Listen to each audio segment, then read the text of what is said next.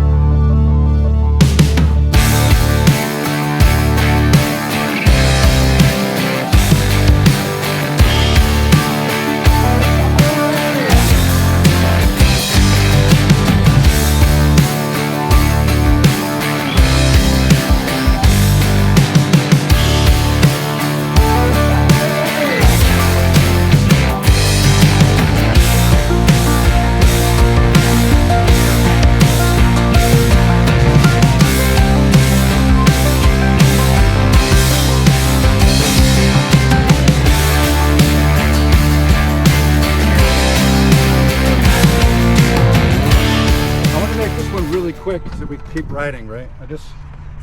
You got a B-17 Flying Fortress over there. That's what bombed the shit out of Europe, but they lost so many people doing that in Europe. Right here you have the B-29. That dropped the atomic bomb on Hiroshima and Nagasaki. Not that plane exactly, but that's what that airplane was.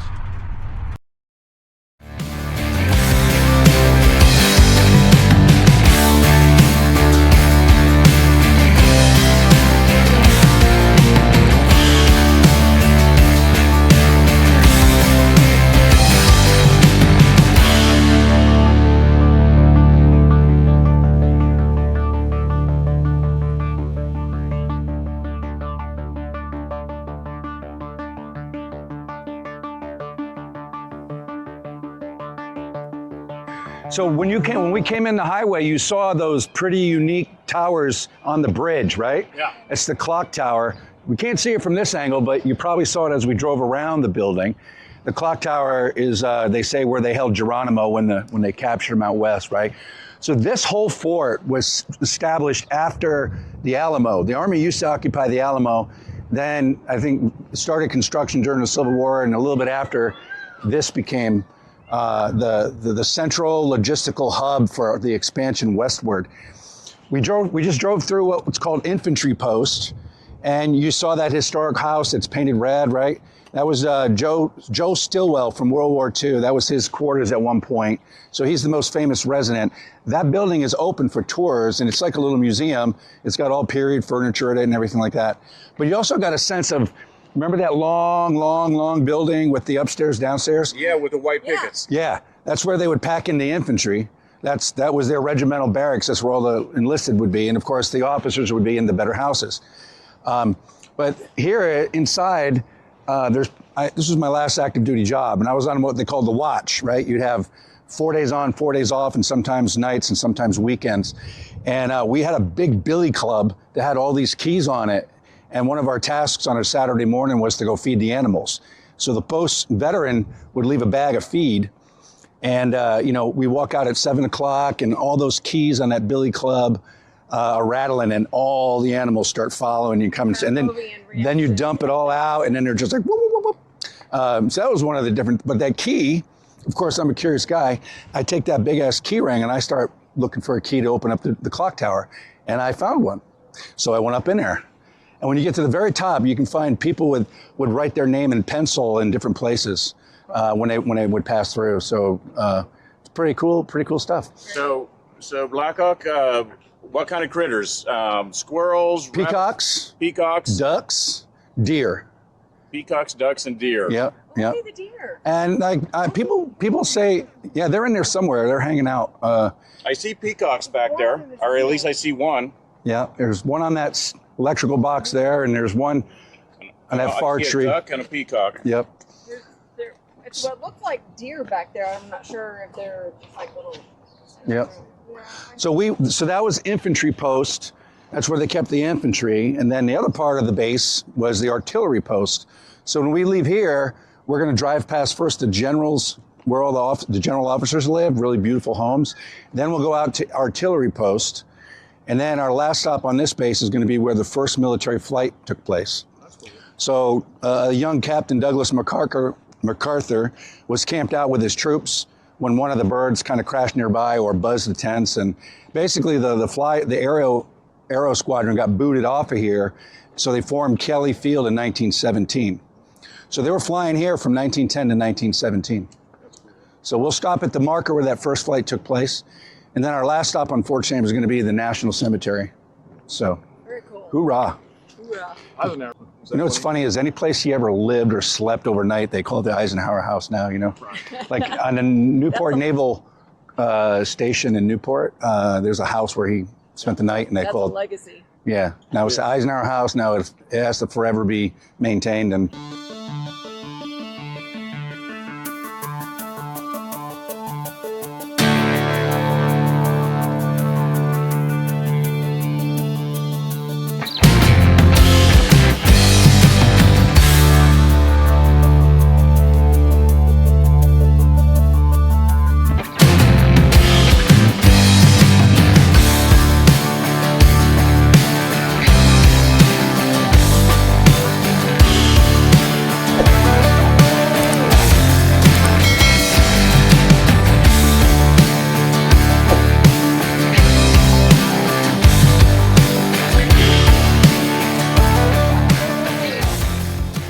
So we're on historic Fort Sam Houston, right? So here is the place where the first military flight by the first military pilot. He wasn't the first, he was the third pilot trained, but it was the first time that the military had taken a military plane with a military pilot and flew it from a military field. So we call this the birthplace of military aviation. So you can see it was a Wright B Flyer, and it had skids. So some of the innovation he came up with is they put wheels on it, and he put a seatbelt in after a couple of close calls, you know. And later on, when we get on to Randolph Air Force Base, there's a really historic wide panoramic shot, shows 3 aircraft in the air over this whole place. And so you'll see where infantry post was and where artillery posts were, right? So Lieutenant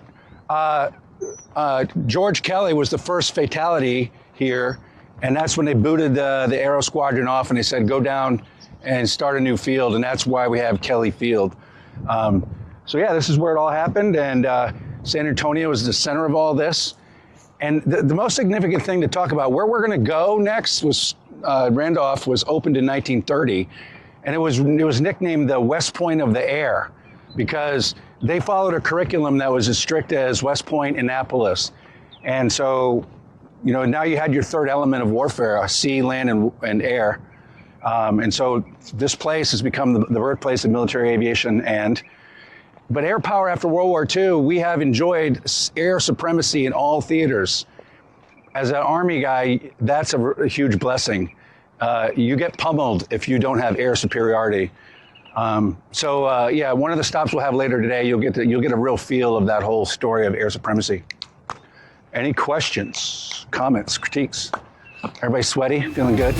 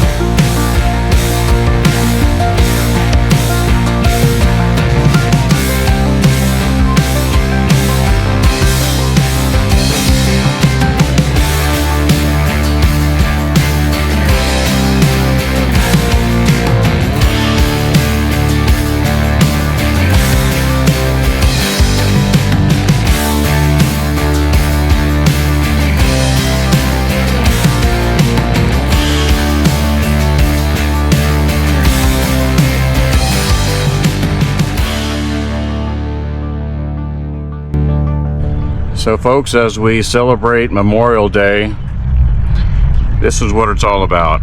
It's not hot dogs and hamburgers and a day at the beach. I realize a lot of people turn it into family time, and nothing wrong with that. But while you're with your family and you're enjoying the weekend, remember why we have this holiday. A lot have served, and some people here in the cemetery gave the ultimate sacrifice. We owe these people a lot. This country is such a wonderful place, and so many liberties and so many freedoms that wouldn't be possible if it wasn't for these people who signed on the dotted line to serve, to don the uniform of the most powerful fighting force ever to walk the planet, and to make the ultimate sacrifice. This weekend, we honor them.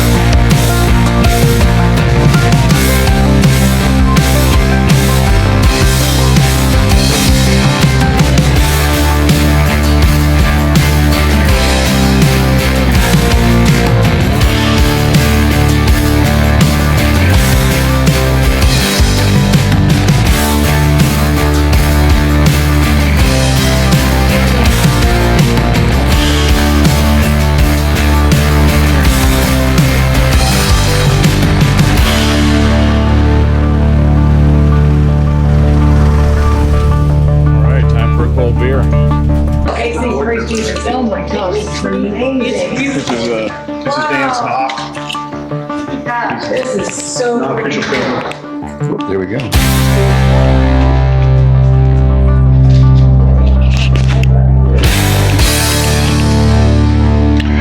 This bust, this bronze bust, was built in 3 pieces and brought to the door and assembled here. You know, but these are, you know, some World War I propellers. We've got some member who has a 4-prop propeller he's traveled around with for 50 years. He reached out and he said, "Hey, I want to give this to you guys." So, but like just like the Stanley Cup, you see these big, beautiful awards there and stuff. Come this way. So we have. In this building, we have probably one of the largest collections of World War I original stuff, because our members who founded the organization were all World War I guys.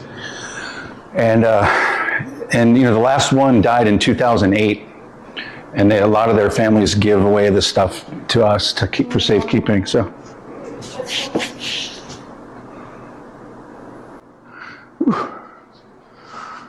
The first line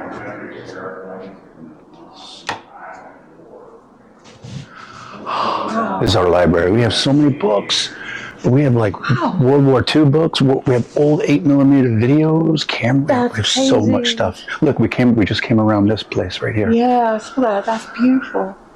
So we have a preservationist. Her job is over there. She uploads all of our history.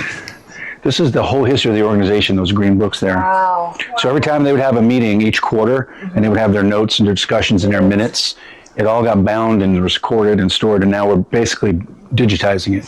You know what's crazy? This is like the old school label maker that's raised.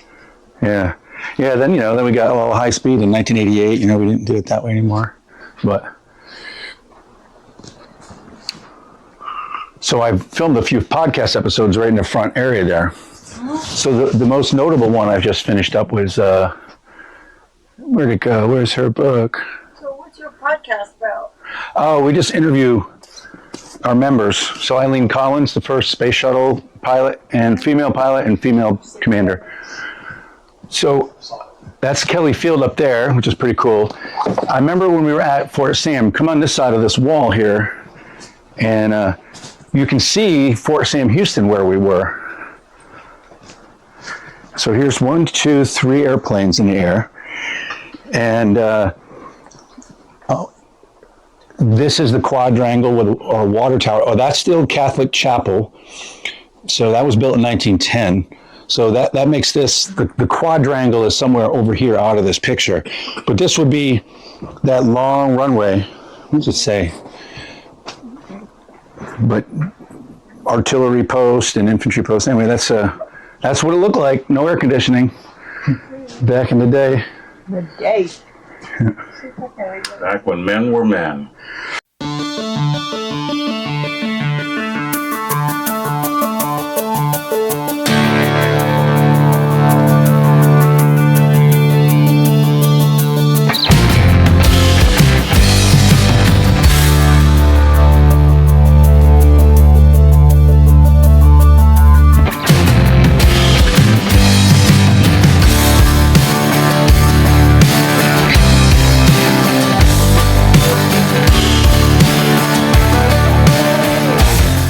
This was the whole Air Force in 1914.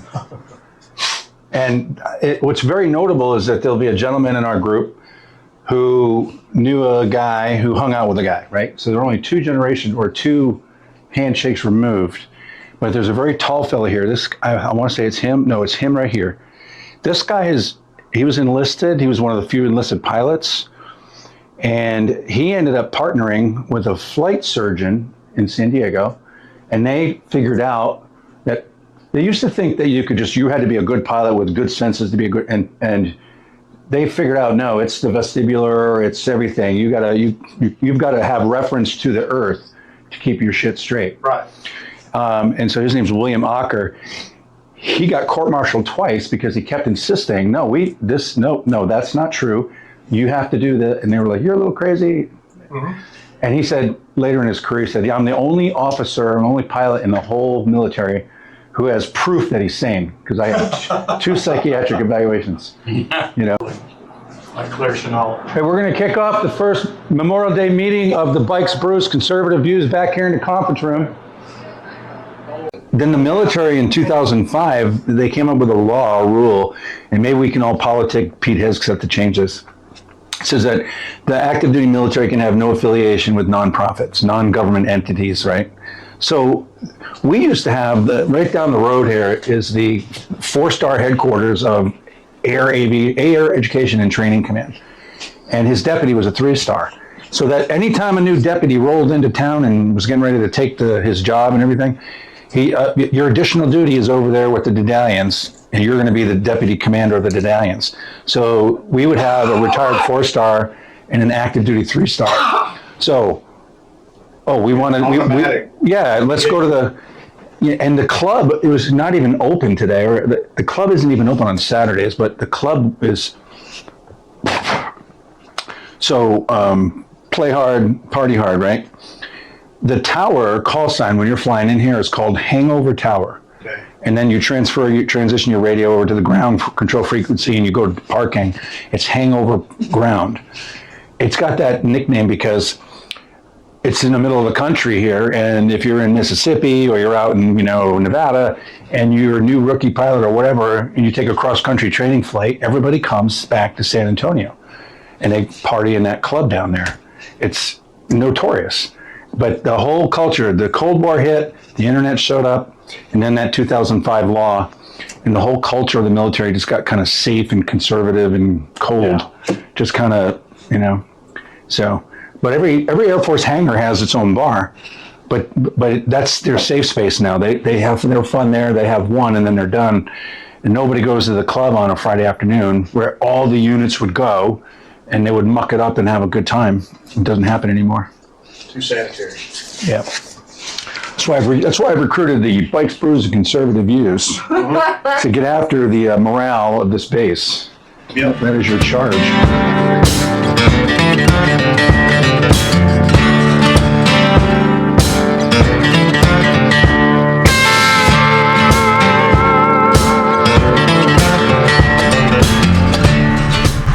Okay, friends and patriots, thanks for coming on a ride with us today, and I hope you're enjoying your Memorial Day weekend and enjoying it with friends and family, and also remembering why we have this holiday. And so until we see you again, stay safe.